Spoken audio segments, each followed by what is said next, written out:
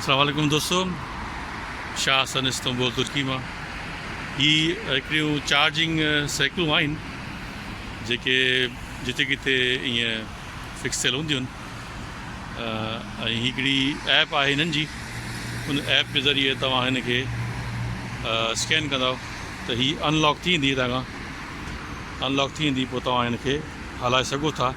हिकिड़ी ऐप जे ज़रिए तव्हांजो अकाउंट ठहंदो ऐं तक़रीबन मुंहिंजे ख़्याल में हाणे मूंखे एग्ज़ैक्ट यादि कोन्हे, बाक़ी इहो त कुझु लीरनि में तव्हां ही हलाए सघो था ऐं जिथे बि हिन जी चार्जिंग ख़तमु थिए ऐं हिन खे तव्हां ईअं ई वरी तव्हां वापसि इन खे कीअं कुंडे वांगुरु हीअं हणी हिन खे तव्हां बंदि करे ऐं तव्हां छॾे ॾियोसि, ठीकु आहे न, त पाण तव्हांजा पैसा ऐप मां कटिबा। सो हीअ नंढड़ी सी वीडियो आहे। हिते खोड़ सारा जेके माण्हू आहिनि ॿ ॼणा बि हिन में चढ़ी घुमनि था सदो।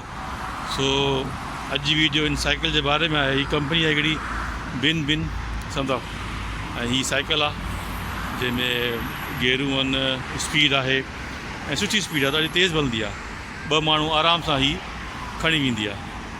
सो इहो बि हिते जान हले थो पियो, माण्हू थकी था पवनि, पोइ माण्हू इन ऐप जे ज़रिए हितां उनखे ऐप खे स्कैन कंदा त हीअ अनलॉक थी वेंदी आहे।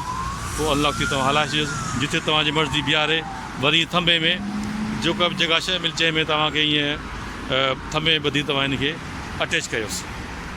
सो अॼु जी वीडियो इहा आहे। सो शाह हसन इस्तांबुल तुर्की मां, पंहिंजी दुआउनि में यादि कजो, महिरबानी।